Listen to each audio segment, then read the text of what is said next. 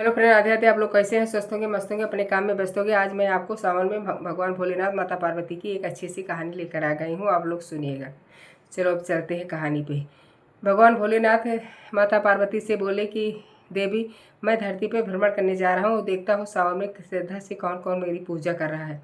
तो माता बोली, प्रभु मैं भी चलूँगा। भगवान दया गए बार बार कहने पर, और माता भी साथ में चलने लगी। तो चलते चलते माता को भूख लगी, तो माता बोली कि प्रभु मुझे खीर खाना है। तो भगवान भोलेनाथ ने बोले कि चलो भेष बदल लेते हैं। उसके बाद में मैं उस बड़े सेठ के घर जाकर कहते हैं कि मुझे खीर खाना है, वहीं मिलेगी। तो फिर जो है दोनों भगवान भोलेनाथ माता पार्वती भेष बदल लिया और एक आम आदमी की तरह वो भी दोनों लोग चलने लगे। जो सेठ के घर दरवाज़ा खटखटाए, भगवान भोलेनाथ ने सेठाई निकली और बोली, क्या है, क्या बात है? तो बोली कि हमारी पत्नी भूखी है और आप खीर खाने को कह रही है, आप खीर बना के खिला दो इसको। बोली कि क्या मैं जो है भिखारी को मैं खीर नहीं खिलाती, जाओ यहाँ से। तो भगवान ने दुखी होकर चल दिया। तो रास्ते में एक बूढ़ी माँ की कुटिया थी। बूढ़ी माँ की कुटिया थी तो वहाँ देखा कि बूढ़ी माँ खड़ी थी। बूढ़ी माँ बोली कि क्या है बेटा, कहाँ जा रहे हो? तो बूढ़ी माँ से भगवान भोलेनाथ बोले कि माता जी, मैं जो है मैं हमारी पत्नी भूखी है और इसको खीर खाना है, आप बना के खिला दो इसको खीर। तो माता बोली कि आओ बैठो। माता की छोटी सी कुटिया थी। भगवान भोलेनाथ माता उस कुटिया में जाके बैठ गई। और जब जाके बैठ गई तब जब बुढ़िया रसोई घर में गई तो वहाँ कुछ एक दाना चावल का भी नहीं था, ना दूध था। तो क्या करे, अब सन्न रह गई। फिर सोचने लगी क्या करूँ, तो वो बाहर जाने लगी। तो भगवान भोलेनाथ बुढ़िया से पूछो, बुढ़िया माता से कहा कि माता आप कहाँ जा रहे हो? बोली, बेटा मैं दूध और चावल लाने जा रही हूँ, आप लोग बैठिए, अभी आपको बना के खिलाती हूँ। तो भगवान ने बोला कि नहीं, लाने की ज़रूरत नहीं है, जाके रसोई में देखो सब रखा है। तो माता बोली, नहीं अभी रसोई से ही आ रही हूँ, भी कुछ नहीं है। कहीं बोली कि नहीं जाके देखो। तो वहाँ जाके देखी तो भगवान की माया ही थी ही। तो वहाँ पूरा रसोई भरी थी। तो वहाँ फटाफट जल्दी जल्दी खूब मेवा डाल के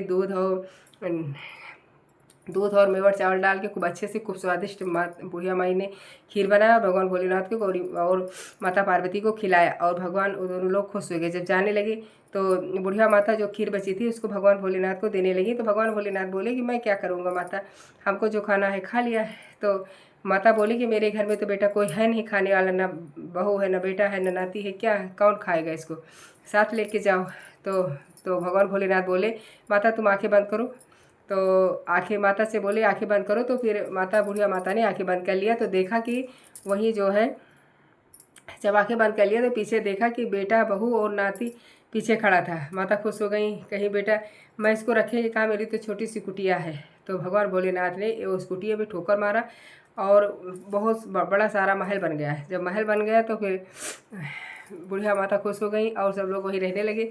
और तो भगवान भोलेनाथ माता पार्वती आगे चल दिए। तो फिर जो है, जो खीर बची थी, बुढ़िया माता ने सोचा कि इसको प्रसाद समझ के मैं आड़ी बगल बांट देती हूँ। तो सेठ के घर गई, बोली तो सेठाइन बोली कि तेरे तो कल से लाले पड़े थे, एक चावल बीन बीन कर खाती थी, तू आज कैसे इतनी धनी हो गई, इतनी स्वादिष्ट इतनी मेवादार खीर लेकर मेरे घर आई है। तो बोली कि मेरे घर भगवान भोलेनाथ और गौरी और माता पार्वती आई थी, तो उन्हीं ने मुझे आशीर्वाद दिया।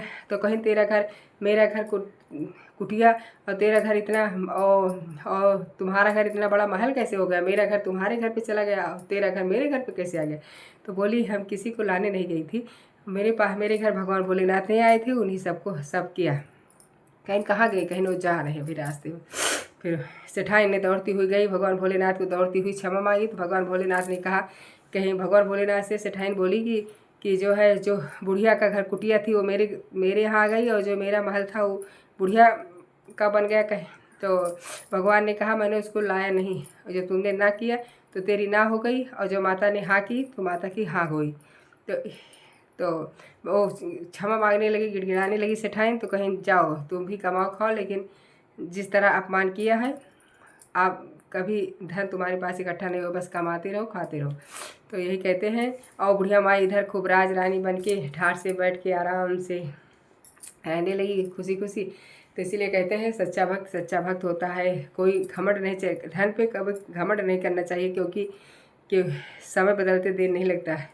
अगर मेरी कहानी अच्छी लगी हो तो आप लोग like comment share channel subscribe कर देना। बाय बाय, जय श्री राम।